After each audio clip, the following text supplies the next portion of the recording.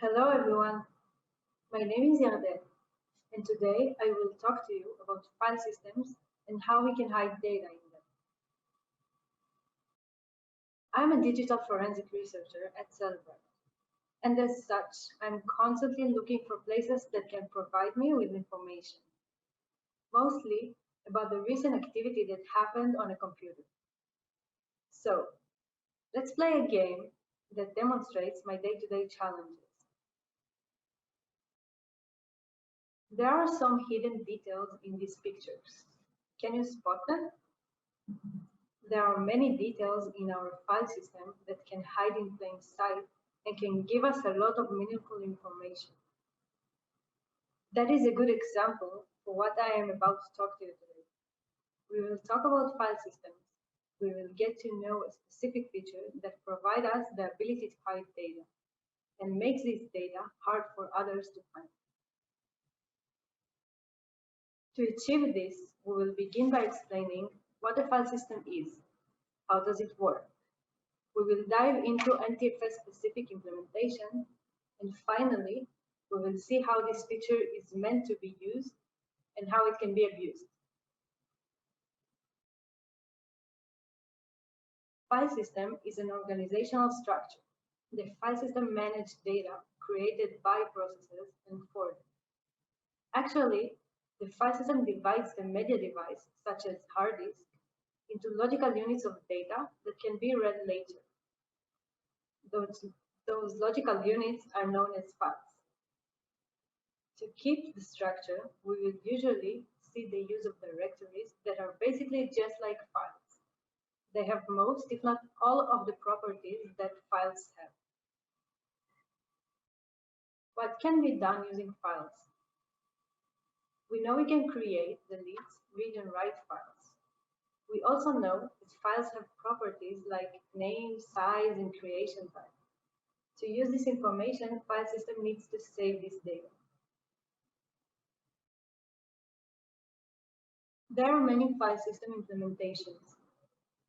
One of the most popular implementations is Microsoft file system called NTFS, or New Technology File System. As I mentioned before, file system needs to save these properties, also known as metadata. We will see the implementation in NTFS. In NTFS, this is implemented as a table called master file table. Each file is represented by a master file table. This structure contains all the attributes of the file, such as size, creation time, and many more. The attribute that interests us is the data attribute, because the data attributes contain the default data of the file. From now, we will address it as the default data stream. Let's see an example. I have this very important picture on my computer. As I mentioned before, the attribute which contains the content of the file is the data attribute.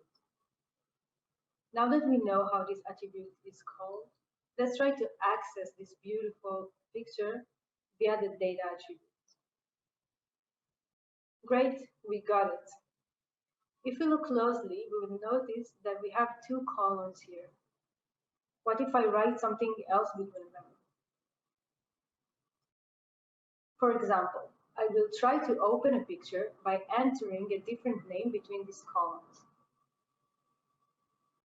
We got the picture. Let's explain what happened. I wrote the string secret between those columns and got an additional data. Why is that? Remember that I referred to the file data as default data stream? This is the reason. In NTFS, a file can have multiple data attributes that associate with a file.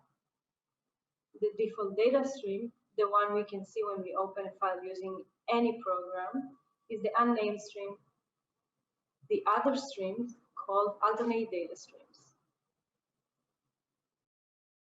Alternate data stream, as the name suggests, is an additional data attribute that can contain the same kind of information as the default stream. We can add an alternate stream to files, directories, and also drives. The picture that we are seeing here is a picture that I entered into named string called secret. There are a number of tools that can display this data. For example, we can check if an alternate stream exists by using the dir/r command. We can use the more utility to see the content of the named string. Why was this feature created? Alternate data stream was originally created for supporting Mac users and allowing them to use NTFS-based file servers. So they would not lose data saved in HFS, the file system used by Mac. Most of us have some alternate data streams on our computers.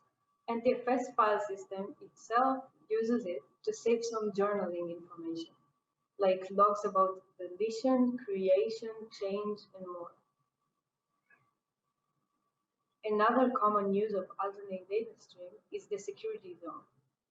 When we download a file, Internet browser generates security zone data that indicates the level of trust for the URL.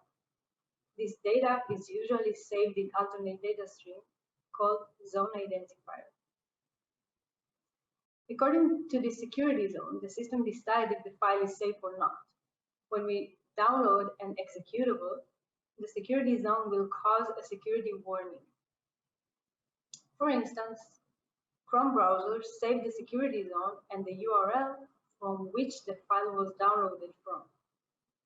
In forensics perspective, this can provide us an insight about how the file was downloaded and from where. How could this be misused? This is a stream that is not easy to see, but it is user accessible, so it is a very good place to hide data. Whether the data is personal, informative, or malicious. For example, I added a large amount of data to an innocent file, and the file size was not affected. Now we will see some different kind of malicious use. I will now introduce some methods in which malware use alternate data streams to perform. Denial of service is an attack that prevents users from using the system by crashing it or making it inaccessible. The attackers fill the hard drive with data in alternate data stream, so it fills up all the available space on the system. This prevents the system from working properly.